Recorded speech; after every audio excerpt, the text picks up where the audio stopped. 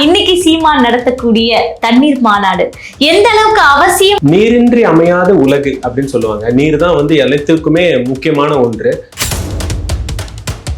நீர்நிலைகள் அதெல்லாமே நமக்கு முக்கியமான ஒரு விஷயம். பல நாடுகள் நகரங்கள் அழியும் அபாயத்தில் இருக்கின்றன. இதை இப்பவே உறக்க சொல்ல ஆரம்பிக்கணும். இப்பவே சொல்லலன்னு சொன்னா அடுத்த சந்ததிகளுக்கு நம்ம தண்ணீருக்கு இப்பவே பாட்டிலுக்கு 10 ரூபா, தண்ணீருக்கு பாட்டிலுக்கு 10 ரூபா 12 ரூபா கொடுக்க வேண்டிய நிலைமைக்கு இருக்கு. அதனால அதை நம்ம யோசிக்கணும். வெறும்னா சும்மா கிளேசியர் உருகுது, பனிப்பாறை உருகுது, இங்க தமிழ்நாடு அழிஞ்சிடும், கடல் உள்வாங்கிடும், அரை உரை சிந்தனையோடு இல்லாம தெளிவான புரிதலோட அண்ணன் தலைவர் சீமான் அவர்கள் போறாருன்றது நாம் தமிழரை நான் பாக்குறேன். அது நல்லது, தேவை. தமிழ் மண், தமிழர் மரபு அப்படின்னு தமிழ் சார்ந்த விஷயங்கள்ல ஆர்வத்தோடு மாணவர்கள் பயணிக்கிறாங்களா, இல்ல அதெல்லாம் தெரியாமலே இன்னும் இருக்கிறாங்களா இந்த நூற்றாண்டிலும் அப்படின்ற கேள்வி இருக்கு. வேதனைக்குரிய உண்மை ஆம், வேதனைக்குரிய உண்மை ஆம். தமிழ் மேல அவங்களுக்கு எல்லாம் படிக்கணும்ன்ற ஆசையில இல்ல மாஸ்டர் எனக்கு தமிழ் வராது. திரைமுகத்திலிருந்து மாணவர்களை எழுப்புவதற்கு அல்லது இளைஞர்களை எழுப்புவதற்கு ஒரு நாள் ஆசிரியர், விரிவுரையாளர், இந்த பேராசிரியர்கள், இந்த படித்த கூட்டம்னு ஒண்ணு சொல்றோம் பாத்தீங்களா, படிப்பை போதிக்கக்கூடிய இடங்கள், சமுதாயத்தினிடம் இன்றியமையாத இடங்கள், மாதா பிதா குரு, இவங்க 3 பேர் தான் சேர்ந்து அதை பண்ணாதான் இதுல இருந்து அவங்களால வெளியில வர முடியும்.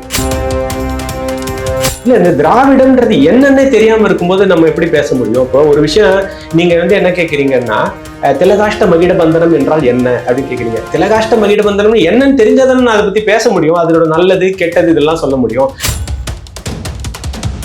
பைத்தியத்தோட வாழ்ந்துடலாம், ஏன்னா அது பைத்தியம் தெரியும். குழப்பவாதியோட வாழ முடியாது. எப்ப எப்படி குழப்பவாருன்னே தெரியாது. அப்ப அந்த குழப்பவாதி இருக்கக்கூடியவர்கள் அரசியலுக்குள்ள வந்துட்டாங்கன்னா அது ஆபத்தா முடிஞ்சிடும். அதை மாணவர்கள் புரிஞ்சுக்கிட்டாங்கன்னா நல்ல தலைவனை அவங்களாவே கண்டெடுத்துக்கலாம். இப்ப அவருடைய வாக்கு எண்ணிக்கை இந்த தடவை வந்தது குறையாது அப்படின்னு சொல்றதுக்கு காரணங்கள் என்னன்னா, அவர் பால் ஈர்க்கப்பட்டு வந்தவர்களுடைய எண்ணிக்கையை விட அவரது கொள்கையின் பால் ஈர்க்கப்பட்டு வந்த எண்ணிக்கை தான் அது. அந்த கொள்கை அவரிடத்துல இருக்கும் வரைக்கும் அது அப்படியே நிலையா தான் இருக்கும். அந்த கொள்கைன்றது என்னன்னா அற்புதமான கொள்கை. நாம் தமிழர், தேசிய தமிழ் தேசியத்தை பத்தி பேசுற. தமிழ் தேசியம் என்பது என்னன்றதே நம்ம பல பேருக்கு புரியாம நம்ம புரிய வச்சிருக்கிறோம். கலங்கரை சொந்தங்களுக்கு அன்பு வணக்கம். கலங்கரை நிகழ்ச்சிக்கு உங்களை வரவேற்பதில் மகிழ்ச்சி. இன்று நம்மோடு நேர்காணலில் இணைந்திருப்பவர் கல்வியாளர் சூரியசேகர் அவர்கள். வணக்கம் சார். வணக்கம். நலமா இருக்கீங்களா சார்? நலம் சார். உங்களை போன்ற கல்வியாளர்கள்லாம் சீமானுடன் துணை நிற்கும் போது தமிழ் தேசியம் இன்னும் மக்கள் மத்தியில் அதிக அளவில் சேரப்போகிறது அப்படின்ற ஒரு மகிழ்ச்சி இருக்கு சார். மிகவும் மகிழ்ச்சியான தருணமாக இதை நாங்க கருதுறோம். நிச்சயமா எனக்கும் அந்த மகிழ்ச்சி இருக்கு. இப்ப கல்வியாளரா இந்த மாணவர்கள் அடையாளம் கண்டு கொண்டவர்கள் இப்போது நாம் தமிழ் இணைந்த பிறகு இந்த வலைவலி மூலமா இன்னும் சில மாணவர்கள் வந்திருக்காங்கன்றது எனக்கும் மகிழ்ச்சியா. கண்டிப்பா கண்டிப்பா சார்.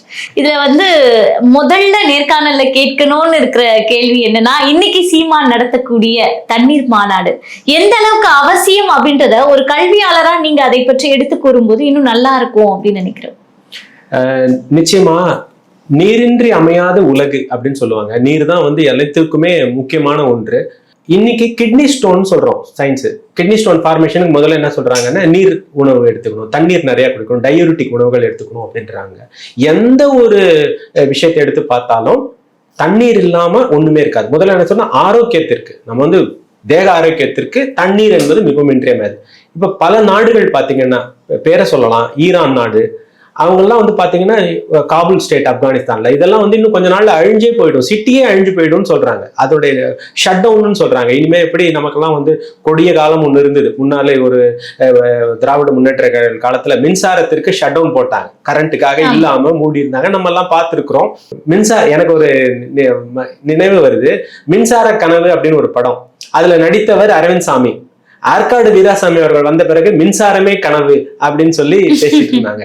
அதே மாதிரி மின்சாரம் ஓகே, இப்ப அதுக்கு எல்லாமே நீர்நிலைகள் அதெல்லாமே நமக்கு முக்கியமான ஒரு விஷயம். பல நாடுகள் நகரங்கள் அழியும் அபாயத்தில் இருக்கின்றன. இதை இப்பவே உறக்க சொல்ல ஆரம்பிக்கணும். இப்பவே சொல்லலன்னு சொன்னா அடுத்த சந்ததிகளுக்கு நம்ம தண்ணீருக்கு இப்பவே பாட்டிலுக்கு 10 ரூபா, தண்ணீருக்கு பாட்டிலுக்கு 10 ரூபா 12 ரூபா கொடுக்க வேண்டிய நிலைமைக்கு இருக்கு. அதனால அதை நம்ம யோசிக்கணும். அதை தலைவர் அவர்கள் முன்னெடுத்திருக்கிறது எனக்கு ரொம்ப மகிழ்ச்சியா இருக்குது. இது நிச்சயமாக தேவை. கண்டிப்பா சார். இன்னொன்னு, இப்ப சூழலியல் அரசியல் நீங்கள் சொல்வது போல இந்த சமூகத்திற்கு கண்டிப்பாக தேவை. இருந்தாலும் சீமான் செய்யக்கூடிய இந்த சூழலியல் அரசியல் தேர்தலுக்கு உகந்ததா அப்படின்ற ஒரு கேள்வியும் இருக்கு. உங்க கேள்வியில வந்து அற்புதமான கேள்வி என்னன்னா, சூழலியல் பத்தி நம்ம பேசுறோம். இது வந்து கிட்டத்தட்ட ஒரு 15-20 வருஷத்துக்கு முன்னாடில இருந்தே ரொம்ப பிரபலமா இருக்கு. இது வந்து இங்கிலீஷ்ல என்ன சொல்லுவாங்கன்னா, global warming, environmental awareness, impact of pollution, air pollution, noise pollution. இந்த எஸ்ஏ கொடுத்து நீங்களும் மாணவர்களாக இருக்கும்போது எழுதியிருப்பீங்க, நானும் எங்க ஸ்டூடெண்ட்ஸுக்கெல்லாம் எழுதியிருப்போம். அது எஸ்ஏ லெவல்லே இருக்கே தவிர செயல் வடிவத்திற்கு உலகின் மிகச்சிறந்த சொல் எதுன்னா செயல் அப்படின்றது. அந்த பேச்சிற்கு அப்பாற்பட்டு அது செயல் செய்யணும் அப்படின்றாங்க. அப்ப இந்த சூழலியல் கல்வி அப்படின்றத தாண்டி சூழலியல் வாழ்க்கை அப்படின்றத கொண்டு வரணுன்றதுனால இதை யாராவது ஒருத்தவங்க எடுத்துதானே ஆகணும், யாராவது ஒருத்தவங்க எடுத்துதான் ஆகணும். யார் மணி கட்டுறது அப்படின்னு இது எப்பயுமே அவர் எடுத்துட்டு தான் இருக்காரு ஆரம்பத்துல இருந்தே. ஏன்னா அது வந்து தமிழ் தேசியத்தினுடைய தவிர்க்க முடியாத ஒரு பகுதி. அது தமிழ் தேசியத்தினுடைய தவிர்க்க முடியாத ஒரு பகுதி. மழையை செய்விப்பவனும் மரங்கள், மழையை பெய்விப்பவனும் மரங்கள் அப்படின்னு சொல்லுவாங்க. அப்ப இதெல்லாமே வந்து மரம் வளர்த்தல், காடு, இது எல்லாமே கொண்டதுதான் சூழலியல் கல்வி. இன்னொன்னு ஆங்கிலத்துல வந்து பாத்தீங்கன்னா ஈகோ சிஸ்டம்னு சொல்லுவோம். இது எப்படின்னா மெயின் வந்து primary sector, secondary sector, tertiary sector. இது வந்து படிப்போம், எல்லாருக்கும் தெரியும், இது தெரியாதவங்களே இருக்க முடியாது. அக்ரிகல்ச்சர் மெயின் பிரைமரி செக்டார், அதுக்கப்புறம் அதை சார்ந்து இருக்கக்கூடியது செகண்டரி செக்டார். அப்போ உதாரணத்துக்கு அதுக்கு வந்து கூடையை கட்டுறது, பிளாஸ்டிக் கூடை. இப்போ நம்ம தக்காளி வந்து கூடையில வைக்கிறோம். அப்போ அந்த கூடை வந்து என்னன்னா செகண்டரி செக்டார். அந்த தக்காளி போட்ட கூடையை எடுத்துட்டு போய் பில் கவுண்டர்ல போட்டு கம்ப்யூட்டர்ல தட்டி எடுக்கிறோம்னா அது டெர்ஷரி செக்டார். ஆனா தக்காளி இருந்தா தானே இது ரெண்டு வரும். அப்ப பிரைமரி செக்டாருடைய முக்கியத்துவத்தை புத்தகத்தில் மட்டுமே வச்சிருக்கிறது தாண்டி இது எல்லாம் வெளியில வரணும்னா இந்த சூழலியல் மாற்றத்தை உருவாக்கணும். எல்லாமே என்ன வெறும்னு சும்மா கிளேசியர் உருகுது, பனிப்பாறை உருகுது, இந்த தமிழ்நாடு அழிஞ்சிரும், கடல் உள்வாங்கிரும் அரை உரை சிந்தனையோடு இல்லாம ஒரு தெளிவான புரிதலோட அண்ணன் தலைவர் சீமான் அவர்கள் போறாருன்றது நாம் தமிழ்ல நான் பாக்குறேன். அது நல்லது, தேவை. இத மக்கள் இன்னும் புரிந்து கொள்ளாமல் தான் இருக்கிறாங்களா அப்படின்ற ஒரு கேள்வியும் இருக்கு. நிச்சயமா புரிஞ்சுக்காம இருக்கிறாங்க அப்படின்னு நான் ஒட்டுமொத்தமா சொல்ல முடியாது. ஆனா ஒரு 36 லட்சம் மக்கள் புரிஞ்சிட்டு இருக்காங்கன்றது நமக்கு தெரிய வருது. இந்த 36 லட்சம்ன்றது அதிகமாக மக்கள் புரிந்து கொள்ள ஆரம்பிக்கிறார்கள் தெரியும். அதுக்கு கல்வி மாற்றம் வந்தால்தான் அந்த மாற்றம் வரும், மக்களுக்கு ஏமாற்றம் இல்லாம இருக்கும். அதான் என்னோட. கண்டிப்பா சார். இப்ப நீங்க ஒரு அனுதினமும் ஒரு மாணவரோடு பயணிக்கக்கூடிய ஒரு நபராக நீங்க வந்து உங்க வாழ்க்கையை வாழ்ந்துட்டு இருக்கீங்க. இப்படி இருக்கும்போது தமிழ் மண், தமிழர் மரபு அப்படின்னு தமிழ் சார்ந்த விஷயங்கள்ல ஆர்வத்தோடு மாணவர்கள் பயணிக்கிறாங்களா, இல்ல அதெல்லாம் தெரியாமலே இன்னும் இருக்கிறாங்களா இந்த நூற்றாண்டிலும் அப்படின்ற கேள்வி இருக்கு. வேதனைக்குரிய உண்மை ஆம், வேதனைக்குரிய உண்மை ஆம். தமிழ் மேல அவங்களுக்கு எல்லாம் வந்து படிக்கணும்ன்ற ஆசையில இல்ல, மாஸ்டர் எனக்கு தமிழ் வராது. பெற்றோர்கள்ட்ட வந்து சொன்னாங்க, என்ன வந்து நிறைய பேர் அப்படிதான் சொல்லுவாங்க, தமிழ் எனக்கு வராது, தமிழ் எனக்கு நான் வராது, எனக்கு ரெட்டை சுழி, 3 சுழி, ஒத்த சுழி, நான் பெரியலா சின்னலா இதெல்லாம் வராது, இந்த மாதிரிலாம் சொல்றவங்க இருக்காங்க. எழுத படிக்க தெரியாதவர்கள்லாம் இருக்காங்க. இப்போ ஒரு சமீபத்துல ஒரு ஆய்வு ஏசின்னு நினைக்கிறேன், அந்த ஆய்வினுடைய இதுல கற்றல் குறைபாடுகள் பத்தி அவங்க பேசியிருக்காங்க. மொழி வழியில அவங்களுக்கு தெரியல. சரி, இப்ப தமிழ் மட்டுமேன்னு நீங்க நினைச்சிடுறீங்க, அது அப்படி அல்ல. ஆங்கிலமும் தெரியல, ஆங்கிலமும் உனக்கு எழுத படிக்க தெரியல, தமிழ் எழுத படிக்க தெரியல. சரி, வேறு மொழியாவது இருக்கான்னு பாத்தீங்கன்னா வேறு மொழி இங்க நிறைய பேர் இருக்காங்க, நம்ம சொந்த உறவுகள் நிறைய பேர் இருக்காங்க. இப்ப தெலுங்கர்கள் இருக்காங்க, கன்னடர்கள் இருக்காங்க, வடக்குன்னு வந்து படிக்கிறவங்க இருக்காங்க. அவங்களுக்கெல்லாம் இங்க வந்து அவங்களுக்கு அந்த மொழியாவது தெரிஞ்சிருக்கானா அதுவும் இல்லை. அப்ப இந்த 3மே ஏன் இல்லாம போச்சு அப்படின்றத யோசிச்சு பார்க்கணும். அதுக்கு கல்வி முறையில நம்ம வந்து அற்புதமான அந்த வரைவு இதுல நாம் தமிழர்ல கொடுக்கப்பட்டிருக்கு. எப்படி இருக்கணும்னா மொழியை ஆர்வத்தை தூண்டணும், 3 மொழிகள் இருக்கணும். அதுல மெயின் என்னன்னா தாய்மொழி கல்வி. அப்புறம் எம்மொழி வேணாலும் நம்ம படிக்க ஆர்வம் இருக்கிறவங்க படிப்பாங்க. தாய்மொழி கல்வி இருக்கணும் அப்படின்றது. அந்த தாய்மொழி கல்வியினுடைய இன்றியமையாமையை சொல்ல தவறி இருக்கிறது கிட்டத்தட்ட 20 வருட புத்தகம். இப்ப என்ன கேட்டீங்கன்னா, என்னோட தமிழையா காரணம் கருதி அவர் பெயரை நான் குறிப்பிடவில்லை, ஐயா இங்க இருந்தாலும் என்ன பார்த்துட்டு இருக்கீங்கன்னா மன்னித்துக் கொள்ளுங்கள். ஆனா அந்த தமிழையா விதைச்சிட்டு போன ஒரு வீரம், ஒரு எண்ணம் 8ஆம் வகுப்பு படிக்கும்போது எனக்கு இன்னும் நல்லா ஞாபகம் இருக்கு. 3ஆம் வகுப்பு படிக்கும்போது லேட்டு கஸ்தூரி அம்மான்னு அவங்க தமிழ். அப்போ வந்து ஒரு கவிதை ஒண்ணு, நான் 3ஆம் வகுப்பு படிக்கும்போது இருந்த கவிதை. காட்டு பக்கம் தாத்தாவுக்கு காடு போல தாடியாம், மாடி மேல நிற்கும் போது தாடி மண்ணில் புரளுமாம், ஆந்தை 2 கோழி மைனா அண்டங்காக்கா குருவிகள் பாந்தமான தாடிக்குள்ளே பதுங்கி கொண்டு இருந்தனவே, உச்சி மீது நின்ற தாத்தா உடல் குழும்ப தும்பினார், அச்சு நின்ற போது அவை அனைத்தும் பறந்தனவே. அந்த கவிதை மனசுக்குள்ள இல்லை, அது ரத்தத்துல கலந்துருச்சு. ஏட்டில் படித்ததோடு இருந்து விடாதே, நீ ஏன் படித்தோம் என்பதையும் மறந்து விடாதே, நாட்டின் நெறிதவறி நடந்து விடாதே, நீ நல்லவர்கள் தூற்றும்படி வளர்ந்து விடாதே, மூத்தோர் சொல் வார்த்தைகளை மீறி விடக்கூடாது, தம்பி மொழிகளிலும் முறைகளிலும். அப்படி ஒரு கவிதை ஒண்ணு இருக்கு. அப்புறம் இந்த சிலப்பதிகாரத்துல வந்து கேட்டீங்கன்னா, நான் 8th வரும்போது, நீர்வார் கண்ணை எம்முன் வந்தோ யாரையும் மடக்குடியோ என தேராமன்னா செப்புவதுடைய, அது ஒண்ணு இருக்கு. இது எல்லாமே எப்படி எங்களுக்குள்ள மொழி நடையெல்லாம் உள்ள வந்துச்சு? என்னோட ஆசிரியர் தான். எங்க அப்பா அம்மா வந்து அப்படி ஒண்ணு மெத்த படித்து சிறந்தவர் எல்லாம் கிடையாது. அப்ப என்னுடைய ஆசிரியர் எனக்கு கற்றுக் கொடுத்ததை இன்றைய மாணவர்கள் கொஞ்சம் நேரம் ஒதுக்கி பாருங்க. அந்த ஆசிரியர்கள் உங்களுக்கு இந்த மாதிரி கத்துக் கொடுக்குறாங்களான்னு அவங்கள தூக்கி பிடிச்சாங்கன்னா இந்த மொழி மட்டுமல்ல, ஓவராலாவே அறிவும் சிந்தனையும் வளரும்ன்றதுதான் என்னுடைய எண்ணம். கண்டிப்பா சார். இப்போ வந்து ரசிகர் மோகத்துல இருக்கக்கூடிய இளைஞர்களை விழித்து கொள்ள வைப்பது எப்படி அப்படின்ற ஒரு மிகப்பெரிய கேள்வி இருக்கு. ஏன்னா தற்போதைய தமிழ்நாட்டில் இருக்கக்கூடிய அரசியல் நிலை அப்படிதான் இருக்கு அப்படின்ற ஒரு விஷயமும் இருக்கு இல்லைங்களா? ஆமா, இப்ப வந்து இந்த ஊடகத்தின் மூலமாக நமக்கு எல்லாம் என்ன தெரிஞ்சிருக்குதுன்னா, இந்த மோகம்ன்ற ஒரு வார்த்தையோ அனைவருமே பார்த்து கொள்ளதோ முடியுது. நம்ம யாரையும் குறை சொல்லல. இந்த மோகம், திரைக்கவர்ச்சி எப்பவுமே இருக்கும், எப்பயுமே இருக்கும். இது வந்து நம்மளை வீழ்த்தக்கூடிய ஒரு மிகச்சிறந்த அஸ்திரம். 4வது அஸ்திரம்னு தலைவர் சொல்லுவாரு. இந்த திரைக்கு மோகம் என்பது 4வது அஸ்திரம். நம்மை பற்றி நாம் பெருமையாக நினைக்காமல் அடுத்தவர்களை வந்து பெருமையா நினைக்கிறது முதல் அஸ்திரம் நம்மளுடைய வளர்ச்சியில. இது எப்படி சொல்லுவாங்கன்னா, நமக்கு நம்மளை பற்றின ஒரு பெருமை இல்லை, அடுத்தவன் நல்லா இருக்கான்றதெல்லாம் இருக்கணும். அதே மாதிரிதான் இந்த திரைக்கவர்ச்சியிலும், திரைக்கவர்ச்சியில இருந்து மோகத்துல இருந்து இளைஞர்கள் எழுந்தா நல்லா இருக்கும். இது வந்து ஒரு பாடல்ல இருந்தே சொல்லலாம், முல்லை முள்ளால் எடுக்க வேண்டும். அது மாதிரி திரை மோகத்தை எடுக்கிறதற்கு இன்னொரு திரை தான் வேணும். அப்ப திரைப்படங்கள் அழிந்து விடுமா தலைவர் வந்த பிறகு நிறைய மாணவர்கள் கேள்வி கேட்கிறாங்க. அவர் வந்து அதுக்கும் பதில் அழகா சொல்லியிருக்காரு. திரைப்படங்கள் எப்படி இருக்க வேண்டும், இது இலக்கணம் வகுத்து திரைத்துறையை அரசு எடுத்து நடத்தும்ன்றத சொல்லியிருக்கிறாரு. அதுக்கு நான் ஒரு உதாரணமா என்னுடைய பாட இடத்துல இருந்து சொல்லலாம். திரை மோகத்திலிருந்து கல்வியை மட்டும் திருடிக்கிற முறைன்னு ஒண்ணு இருக்கு. அந்த கல்வியில இருந்து எடுத்துக்கலாம். நான் யூடியூப்ல பாத்தீங்கன்னா இந்த ஆளுமா டோலுமா பாட்டுக்கு சகோதரிக்கு அனுப்பியிருக்கேன்னு நினைக்கிறேன். கண்டிப்பா அந்த ஆளுமா டோலுமா பாட்டுக்கு நம்ம ஒரு விளக்கத்தை கொடுத்துறோம்னா, அந்த மாணவர்களுக்கு நான் என்ன புகுத்தணும்னு நினைச்சனோ ஒரு கல்வியில மாற்றங்களை, அதையோ அது மாதிரி நிறைய நான் வகுப்பறைக்குள்ள செய்தது. அது ஏதோ யூடியூப்ல மட்டும் இல்ல, வகுப்பறைக்குள்ள செய்தது. திரை மோகத்திலிருந்து மாணவர்களை எழுப்புவதற்கு அல்லது இளைஞர்களை எழுப்புவதற்கு ஒரு நாள் ஆசிரியர், விரிவுரையாளர், இந்த பேராசிரியர்கள், இந்த படித்த கூட்டம்னு ஒண்ணு சொல்றோம் பாத்தீங்களா, படிப்பை போதிக்கக்கூடிய இடங்கள், சமுதாயத்தினுடைய இன்றியமையாத இடங்கள், மாதா பிதா குரு, இவங்க 3 பேர் தான் சேர்ந்து அதை பண்ணாதான் இதுல இருந்து அவங்களால வெளியில வர முடியும். இல்லைன்னா இவங்க வெளியில வர மாட்டாங்க. அவங்களுக்கு அங்கேயே வச்சு ட்ரீட்மெண்ட் பார்க்க வேண்டியதுதான். ஐசியூல இருக்கிறவங்க என்ன பண்ணணும், அங்க வச்சு ட்ரீட்மெண்ட் தான் பார்க்கணும். காப்பாற்றணும்ல, அவங்களையும் விட்டுற முடியாது இல்லையா, உறவு அல்லவா? கண்டிப்பாக சார். அதே போல வந்து பாத்தீங்கன்னா, திராவிடத்தை தாண்டி எதற்காக நான் தமிழ் தேசியத்தை ஆதரிக்கிறேன் அப்படின்ற ஒரு விஷயத்த நீங்க சொன்னீங்கன்னா நல்லா இருக்கும்.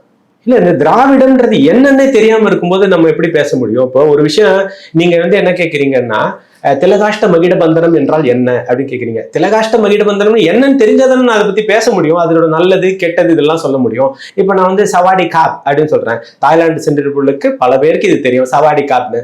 அப்ப சாவடி போம் அப்படின்னு இருக்கு. அப்படின்னா என்ன அர்த்தம்னா, தாய்லாண்டை போய் கேட்டா அதுக்கு ஒரு அர்த்தம் வரும். ஆனா தமிழ்ல சாவடி போன்னு வந்துடும். சாவடிப்போம், சவாடி காப், அதுக்கு அர்த்தம் எப்படி இருக்கும் தெரியாது. திராவிடம்னா என்ன அப்படின்றத யாராவது ஒரு பெருமகனார் சொல்லுங்கன்னு நான் மானசீக குருவா நினைச்சிட்டு இருக்கிற ஜேர்னலிஸ்ட் திரு ரங்கராஜ் பாண்டே அவர்கள், திரு அரசியல் விமர்சகர் நான் மானசீக குருவா நினைச்சிட்டு இருக்கிற ரவீந்திரன் துரைசாமி அவர்கள், இன்றைய இளைஞர்களை தூக்கி பிடித்து அது இப்படிலாம் இளைஞர்கள் இருப்பாங்களான்னு நான் பல தடவை வியந்த ஒரு மாணவர். யாருன்னா இந்த யூடியூப் சேனல்ல தமிழ் பொக்கிஷம் அவர் நடத்திட்டு இருந்தார், விக்கின்னு. அவருக்கே தெரியாது, நல்லா உட்காந்து அவரோட சேனலை பார்ப்பேன். இப்ப எனக்கு அரசியல் சதுரமும் பேசுறாரு. இந்த மாதிரி ஒரு இளைஞர்கள் கூட்டம் நமக்கு வராதான்னு நினைச்சிட்டு இருந்திருக்கேன். அப்புறம் மாயா குமார் அவரு. அப்ப அந்த இளைஞர்கள்லாம் தயவுசெய்து திராவிடத்தை பத்தி பேசுங்க, அதை பேசிட்டு இருக்காங்க. அப்ப திராவிட புரிதலை எப்படியாவது கொடுத்தீங்கன்னா நான் கம்பேர் பண்ணி பார்க்கலாம். சார் இதையே அது அப்படின்னு பார்க்கலாம். எனக்கு இது என்னன்னே தெரியல, எனக்கு இது என்னன்னு நல்லா தெரியும். அப்ப எதை நோக்கி போவோம்? கண்டிப்பா அதை நோக்கி நான் போறேன். கண்டிப்பாக சார். சரி, இப்ப இருக்கக்கூடிய இளைய தலைமுறையினர் நான் வந்து எப்படி ஒரு தலைவரை தேர்ந்தெடுக்கணும் அப்படின்ற ஒரு குழப்பத்திலே இருக்காங்க இல்லைங்களா? அவங்களுக்கு நீங்க ஒரு புரிதலை ஏற்படுத்தணும்னா எப்படி ஏற்படுத்துவீங்க? 3 தலைமுறைக்கு முன்னாடி நான் பிறப்பேன் என்று எங்க தாத்தாவுக்கு தெரிஞ்சிருக்காது. ஆனா என்னமோ ஒண்ணு செஞ்சு வச்சுட்டு போனாரு. எங்க அப்பா நான் என்ன ஆக போறேன்னு தெரியாம தான் இருந்தாரு. எனக்கு அவர் என்னமோ வச்சுட்டு போனாரு. நான் எனது மகளுக்கு எதையோ வச்சுட்டு போகணும், எனது மகள் அல்லது மகன் அவங்க பிள்ளைகளுக்கு எதையோ வச்சுட்டு போகணும். அதுதான் இந்த சமுதாயத்தினுடைய எழுதப்பட்ட நியதி. அப்படி இல்லைன்னா நம்ம இன்னொரு பரிமாண வளர்ச்சி எல்லாம் வந்திருக்காது, நமக்கு அத்தனை மாறுதல்கள் வந்திருக்காது. அப்ப இளைஞர்கள் என்ன பண்ணணும்னா, இன்றைக்கு இளைஞனாக இருக்கும் நீங்கள் நாளைய பெற்றோர், இன்றைக்கு பெற்றோராக இருக்கும் நீங்கள் நாளைக்கு வயது முதிர்ந்தோர். அப்போ உங்களுடைய விழுமியங்களா பாத்தீங்கன்னா, பின்னாடி இருக்கக்கூடியவங்களா பாத்தீங்கன்னா, அவங்களுக்கு நீங்க என்ன வச்சுட்டு போயிருக்கீங்கன்னு, சொத்தை நீங்க வச்சுட்டு போயிருந்தீங்க கூட பரவாயில்ல, நீங்க காத்த மிச்சம் வச்சுட்டு போயிருப்பீங்களான்ற கொஸ்டின் இருக்கு. சொத்தை வச்சுட்டு போயிட்டீங்க, இப்ப நான் என்ன கேட்டதுன்னா 5 கோடி ரூபாய்க்கு ஒருத்தர் வீடு வச்சிருக்கிறாருங்க. இந்த பையன் வந்து ஒரு போதை வாழ்க்கைக்குள்ள போயிட்டு அவங்களால வாழ முடியாம இருக்கான்னா அது வீடும் போச்சு, வாழ்க்கையும் போச்சு, சமுதாயமும் போச்சு, எல்லாமே போயிடுச்சு. அப்ப நீங்க வந்து போதைகளுக்கு எதிராகவும் நேர்வழி ஒழுக்கத்திற்கு ஆதரவாகவும் தொலைநோக்கு திட்டங்கள் கொண்டதாகவும் எந்த ஒரு கட்சி இருக்கோ, எது ஒரு மாறுதலா இருக்கோ அந்த மாதிரி காட்டக்கூடிய ஒரு தலைவனை தேர்ந்தெடுக்கணும். தலைவன் என்பவர் குழப்பத்தில் இருக்கக்கூடாது. அதாவது இப்படி ஒரு குழப்பத்தையும், அதாவது நான் எங்க அப்பா எனக்கு அடிக்கடி நல்லா வழிகாட்டிருக்காரு, பைத்தியத்தோட வாழ்ந்துடலாம். ஏன்னா அது பைத்தியம் தெரியும், குழப்பவாதியோட வாழ முடியாது. எப்ப எப்படி குழப்புவாருன்னே தெரியாது. அப்ப அந்த குழப்பவாதி இருக்கக்கூடியவர்கள் அரசியலுக்குள்ள வந்துட்டாங்கன்னா அது ஆபத்தா முடிஞ்சிடும். அதை மாணவர்கள் புரிஞ்சுக்கிட்டாங்கன்னா நல்ல தலைவனை அவங்களாவே கண்டெடுத்துக்கலாம். சீமான் அவர்களின் ஓட்டு நிலையானது அப்படின்னு சொல்றாங்க. எப்படி இவ்வளவு உறுதியாக சீமான் அவர்களின் ஓட்டு நிலையானது சொல்றாங்க அப்படின்ற ஒரு கேள்வியும் இருக்கு சார். நிச்சயமா எனக்கு வந்து சகோதரி விளக்கினாலும் சரி, இல்ல அவங்க சொல்றாங்க இல்லையா இந்த மாதிரி நிலையானதுன்னு சொல்லக்கூடியவர்கள், அவர்கள்ட்ட எனக்கு கேட்க வேண்டிய கேள்விகள் இருக்கு. என்னன்னா நிலையானதுன்னா என்னன்னு முதல்ல அவங்க விளக்கம் சொல்லணும். ஏன்னா விளக்கம் நானே கிட்டத்தட்ட ஒரு 8-10 விளக்கத்துக்கு மேல நிலையானதுக்கு சொல்லலாம். நிலையானதுன்னா திடமானதுன்னு அர்த்தம், நம்பகமானதுன்னு அர்த்தம், நீடித்ததுன்னு அர்த்தம், உறுதியானதுன்னு அர்த்தம், நிறந்ததுன்னு அர்த்தம், அசையாததுன்னு அர்த்தம், மாறாததுன்னு அர்த்தம், சமநிலை உடையதுன்னு அர்த்தம். இவ்வளவு நிலையானது இருக்கு. நீங்க ஸ்டாக்னன்ட்னு சொல்ற, சேச்சுரேஷன் பாயிண்ட்னு ஆங்கிலத்துல சொல்கிற நிலையானது இது இப்ப 8% தாண்டாது அப்படின்னு நீங்க சொல்ற அர்த்தத்துல சொல்றீங்கன்னா நான் மாறுபட்ட கருத்து வச்சிருக்கேன். நிலையானதுன்னு சொன்னா ஒரு வாட்டி வந்துட்டான்ல அவன் அடுத்த வாட்டி மாற மாட்டான்ற அந்த நிலைத்த தன்மை உடையதுன்னு சொன்னா அந்த சீமானுடைய ஓட்டு நிலையானதுன்னு கேட்டா ஆமாம் நிலையானது. ஆனா நீங்க கேட்கிற நிலையானது எந்த அர்த்தம் தெரியாம நான் சொல்ல விரும்பல. இல்ல, அந்த ஓட்டுகள் அப்படியே நிரந்தரமாக நீங்க சொல்வது அந்த 8.32% ஓட்டுகள் இருக்கு இல்லைங்களா, அது எப்பவுமே நிலையா இருக்கும், இதற்கு மேல அதிகரிக்குமே தவிர குறைவதற்கு வாய்ப்பு இல்லை அப்படின்ற ஒரு புரிதலோடு பேசுகிறார்கள் இல்லையா சில பேரு. அதுக்கு எப்படி இவ்வளவு உறுதியா அவங்களால சொல்ல முடியுது அப்படின்றத கேள்வியா இருக்கு. ரொம்ப அது இப்ப பாத்தீங்களா, நீங்க விளக்கம் கொடுத்தீங்க இல்லையா, இந்த மாதிரிதான் ஒவ்வொரு ஆளும் விளக்கம் கொடுத்து பேசி தெரிஞ்சுக்கணும். ஒரு விஷயத்தை எடுத்துக்கும் போது தர்க்கம் புரிதல் வேணும். வாங்க நீங்க ஒரு 1/2 மணி நேரம் பேசுங்க, நான் ஒரு 1/2 மணி நேரம். இப்ப நிலையானதுக்குள்ளே இவ்வளவு விளக்கம் இருக்கும்போது நீங்க எனக்கு விளக்கி சொன்ன பிறகு எனக்கு தெரியுது. அப்ப அவருடைய வாக்கு எண்ணிக்கை இந்த தடவை வந்தது குறையாது அப்படின்னு சொல்றதுக்கு காரணங்கள் என்னன்னா, அவர் பால் ஈர்க்கப்பட்டு வந்தவர்களுடைய எண்ணிக்கையை விட அவரது கொள்கையின் பால் ஈர்க்கப்பட்டு வந்த எண்ணிக்கை தான் அது. அந்த கொள்கை அவரிடத்துல இருக்கும் வரைக்கும் அது அப்படியே நிலையா தான் இருக்கும். அந்த கொள்கைன்றது என்னன்னா அற்புதமான கொள்கை. நாம் தமிழர் தேசிய தமிழ் தேசியத்தை பத்தி பேசுற, தமிழ் தேசியம் என்பது என்னன்றதே நம்ம பல பேருக்கு புரியாம இருந்தது, நம்ம புரிய வச்சிருக்கிறோம். அப்ப அந்த கேள்விகள் உள்வாங்கி கொண்டு இருக்கிறவங்க அது மாறாது, நிச்சயமாக மாறாது, அப்படியேதான் இருக்கும், வளரதான் செய்யும். கண்டிப்பாக சார். பல்வேறு தகவல்களை எங்களோடு பகிர்ந்துகிட்டமைக்கு நன்றி. வாய்ப்பு கொடுத்ததற்கு மிகவும் நன்றி. மேலும் மேலும் நாம் தமிழர் நாமே தமிழர் என்ற எண்ணத்தை பகிர்வோம். கண்டிப்பாக சார், மகிழ்ச்சி.